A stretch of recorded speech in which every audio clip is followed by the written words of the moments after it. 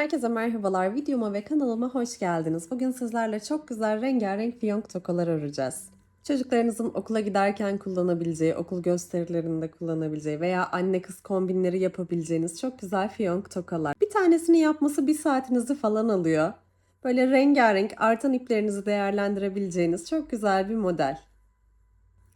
Ben arkasına bu şekilde toka kullandım. Siz isterseniz kıskaçlı olanlardan da tercih edebilirsiniz. Kullandığınız ipe göre veya çektiğiniz zincir sayısına göre boyutları değişecektir. Mesela bunların ikisi aynı tığ ile örüldü. Aynı zincir sayısı çekildi fakat ip farklılığı olduğu için şöyle bu daha iri duruyor, bu daha küçük duruyor. Şunda da ipim daha ince olduğu için bu ipe bayılıyorum. Alize Paris'le ördüm bunu. O yüzden bunu şöyle bir tane boşluk fazla olacak şekilde zincir çektim. Hadi hemen bu güzel tokalarımızın yapım aşamasına geçelim. Evde diğer yaptığım işlerden artan iplerimden Kartopu Baby One ipim vardı. Ben bunu kullanacağım. Bu ipe uygun 2,5 milimlik bir tane tığ seçtim. Hemen zincir çekerek başlayacağım. 17 tane zincir çekerek başlıyorum. Siz bir tık daha geniş isterseniz eğer 20 tane de çekebilirsiniz. Şöyle ilk ilmek için doladım. Şöyle bir daha yapayım. Şöyle bakın içinden geçirdim. Şöyle başlangıcımı yaptım. Üzerine 2 3 4 5 6 7 8 9 10 17 tane zincir çektim. 4 tane zincir sayıp 5.'ye sık iğne ile batacağım. Şöyle bakın sonuncusu 1'di. 1 2 3 4 ve şu bakın 5. Şöyle içine. Şimdi 3 ilmek var ya tek sırada. 2 tanesi üstte kalacak. Bir tanesi altta kalacak şekilde batıyorum.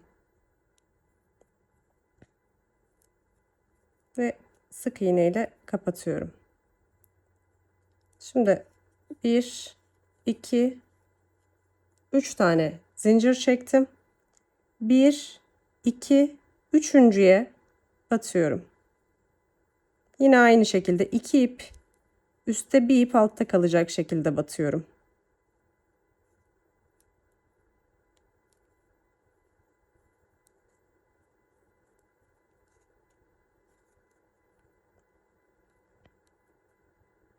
Aynı işleme devam ediyorum. 1 2 3 yine 1 2 üçüncü zincirin içine batıyorum.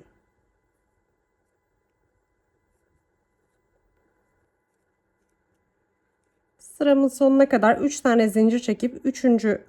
boşluğa batarak geldim. Şimdi sonuncu 3 zincirimi çektim ve sonuncu boşluğuma batıyorum.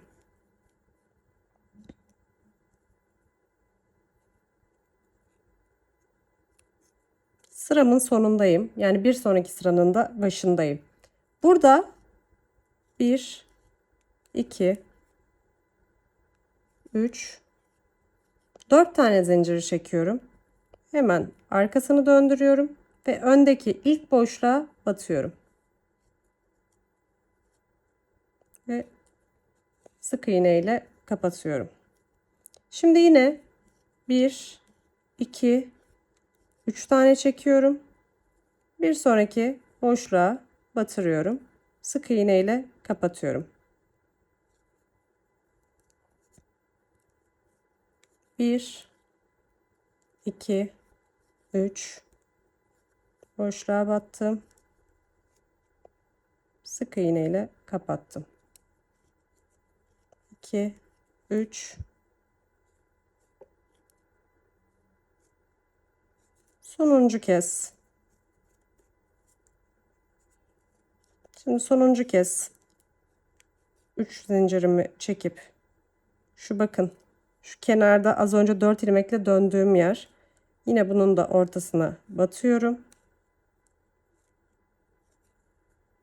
Sık iğne ile kapatıp yine 4 tane zincirimi çekip arkasını döndürüp bir üst sıraya geçiyorum ve ilk boşluğa batıyorum. Yani kenar, döngü yerleri 4'er tane zincir, ortalar 3'er tane zincir olarak bu işlemi istediğim boyuta gelene kadar devam ettiriyorum. Daha önce aynı ipin farklı bir renginden ben bu şekilde örüp hazırlamıştım. Şöyle hemen size ölçülerini vereyim. Ne kadar örmüşüm. 2 parça yapıyoruz bu arada. Bir tanesi altı için fiyonklarım, bir tanesi de üst kısmı için.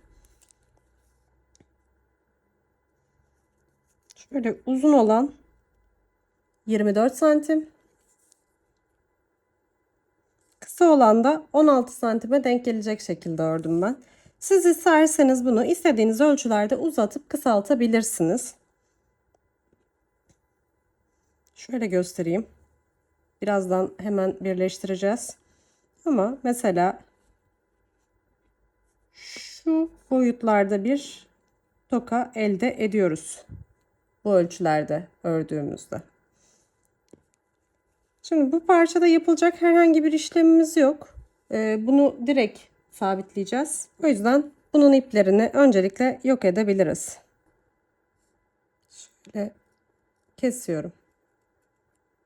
Aynı şekilde bu taraftaki ipi de saklıyorum. Uzun parçanın ise bakın bir tarafını şu şekilde uzun kesiyorsunuz. Başlangıç noktasındaki ipi sakladım. Bu kısımda kalanla şimdi birleştirme yapacağım. Bakın burası başlangıçtaki düz taraf, bu tarafa da bitişteki düz taraf. Şöyle üst üste bindiriyorum. İğneniz varsa iğneyle, yoksa da hiç önemli değil. Şu şekilde tığ ile birleşmesini sağlıyorum. Bakın. Şöyle bir zincirin içinden geçtim. Karşı tarafından da hizasını bozmayın sadece. Gerisi hiç önemli değil. Şöyle altından da geçirebilirsiniz. O da hiç fark etmez. Bakın zincirlerin içinden. Biraz takıldı benim ipim.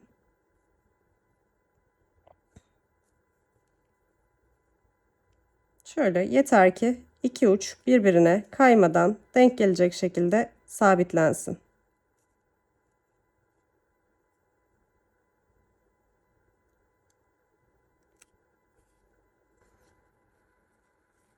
Evet bakın. Sonuna kadar gittim.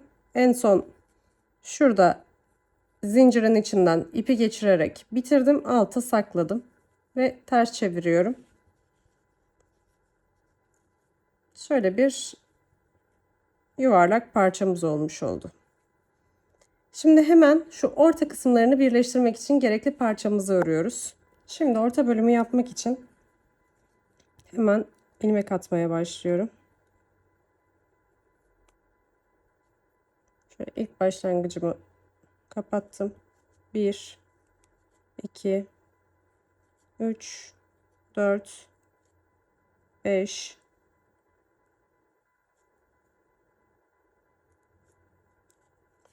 6 ve 7 tane çekiyorum. Üzerine bir tane doluyorum. 1 2 3 dördüncünün içine şu şekilde ikili trabzan olarak batıp çıkarıyorum. İkili trabzan neydi? İpi iki kere de çıkartıyorum. Bakın. Şu birinci trabzanım. Tekrar üzerine doladım. Hemen yanındaki ilmeğin içinden yine tuttum. Şöyle çektim. Şöyle 1 2. Yine üzerine doladım. Bir sonraki ilmeğe battım.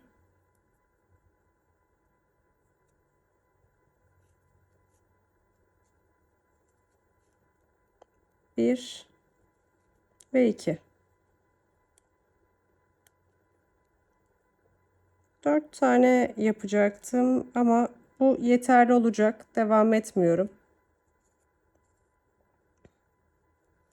Hemen 2 tane zincir çekiyorum. Döndürdüm.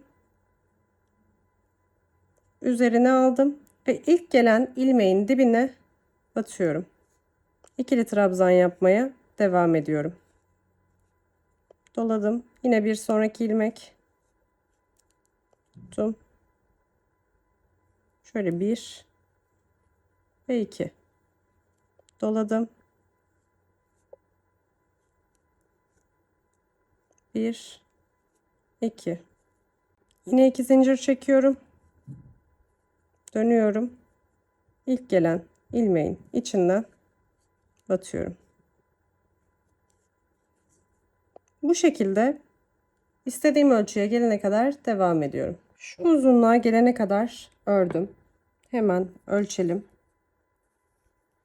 Şöyle tuttuğumda 7 santime falan denk geliyor. Kaç sıra örmüşüm? 1, 2, 3, 4, 5, 6, 7 sıra örmüşüm. Doğru boyut olduğunu nasıl anlayabiliriz? Hemen şöyle rastgele tutuyorum iki parçayı. Şu şekilde ne çok sıkı olacak ne de bol kalacak şekilde iki ucum birbirine değiyor mu diye kontrol ediyorum. Değdiğinde fark edince istediğim uzunluğa geldiğini anlıyorum. Şöyle son kez 2 tane ilmek çekiyorum. Zincir çekiyorum. İpi biraz uzun bırakıyorum çünkü dikeceğim. Şöyle kesiyorum. İpimi çektim ve sabitledim. Şimdi sıra birleştirmeye geldi. İsterseniz bunu dikerek de yapabilirsiniz. Önce şu kısımlardan dikip sabitleyip de yapabilirsiniz. Yani ilk başlarda kolay olabilir ama ben artık elim alıştığı için hem daha sonrasında ayarını da yapmaya devam edebildiğim için bu şekilde birleştiriyorum. Şöyle uçlar birbirine değdiği yerden tığ veya iğne yardımıyla şöyle çevireyim. Kameradan daha rahat görünecek herhalde.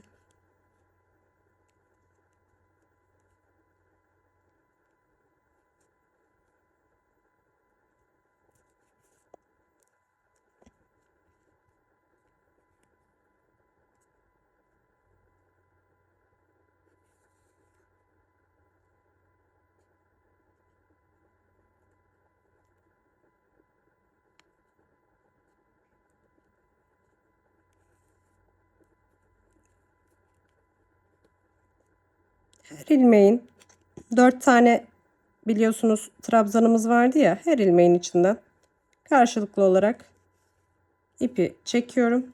En son noktaya geldiğimde hemen şöyle bir kenarından alıyorum. 1 2 tane zincir çekip şöyle sıkıyorum. Şöyle biraz kargaşık duruyor şu anda ama hemen düzenleyince kendine gelecek. Şöyle alttakini daha geriye atıp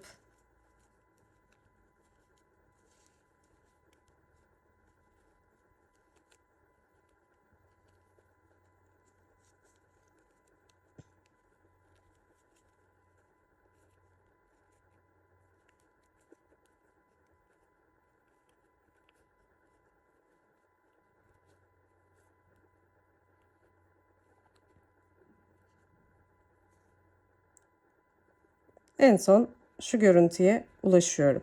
Şu arkadaki ipimi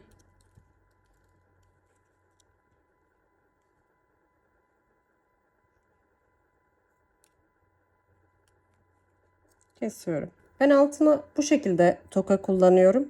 Benim kızlarım kullanımını daha kolay olduğunu söylüyorlar.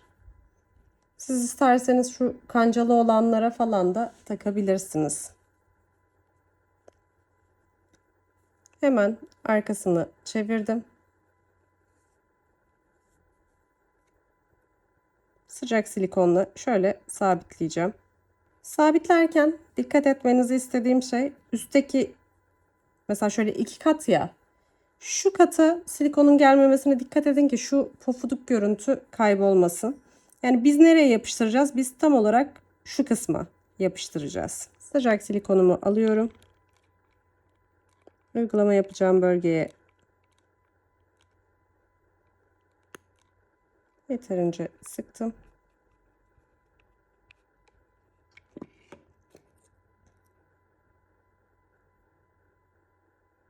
Şöyle tokayı da tam ortaya denk getirecek şekilde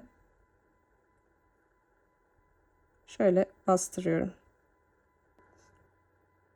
İsterseniz şu yan kısımlardan da tutturabilirsiniz.